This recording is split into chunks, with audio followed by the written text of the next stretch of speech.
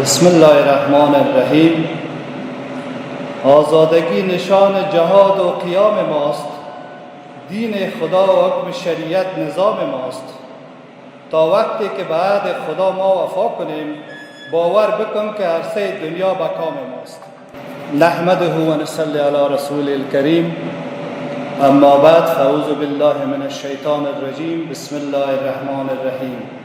در نخست تحفه سرور کائنات، فخر موجودات جناب حضرت محمد مصطفی صلی الله علیه و سلم را به لفظ و یا به عنوان السلام علیکم و رحمت الله و برکاته گفته خدمت جناب والی صاحب بزرگوار و رؤسای ادارات، هم از مسئولین ملکی و نظامی تقدیم می‌دارم و ثانیاً می‌خواهم من به نوبه خویش چند دقیقه مختصر وقت گرانبهای شما عزیزان را گرفته پیرامون موضوع صحبت نمایم.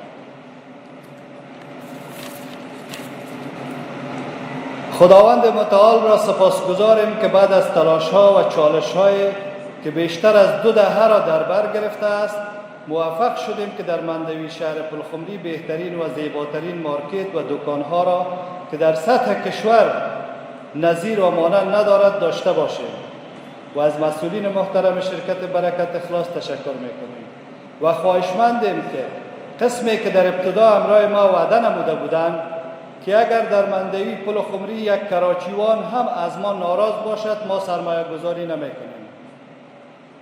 ما امیدواریم که کار باقی مانده دکانهای مارکت شهر پلخمری به خیر و به زودی به اتمام برسد تا مردم کسبکار و غریبکار ما که قبلا در مندوی سابقه صاحب امتیاز بودند، در مارکت جدید صاحب امتیاز و دکانهای زیبا و با ارزش شوند. جا دارد که این جانب به نمایندگی دکانداران مندوی شهر پلخمری از کارکردها و فعالیت‌های مسئولین شرکت‌های ساختمانی برکت اخلاص، شرکت ساختمانی مدثر آریا و شرکت ساختمانی معمار کابل تشکری نمایم. دوستان عزیز، فعلا که ما و شما در اینجا جمع شدیم، می‌خواهیم که بزرگترین پروژه ملی را در سطح شمال افغانستان افتتاح نماییم. ثمره فعالیت‌ها و تعهد جناب والی صاحب ولایت بغلان و شاروال صاحب ولایت بغلان میباشد.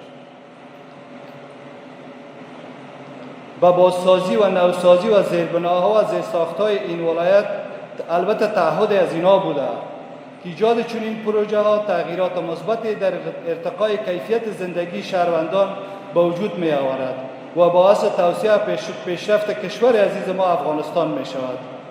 ما امیدواریم که این روند مثبت همچنان ادامه یابد و ما شاهد پیشرفت های در آینده در ولایت بغلان باشیم. در پایان از بارگاه خداوند متعال برای همه شما سلامتی، موفقیت و توفیق روزافزون مسلط دارم. خدا آن ملتی را سروری داد که تقدیرش به دست خویش بنوشت. با آن ملت سر و کاری ندارد که دهقانش برای دیگران کشت. زنده باد افغانستان، ژوندی دوی افغانستان. السلام علیکم و رحمت الله و برکاته.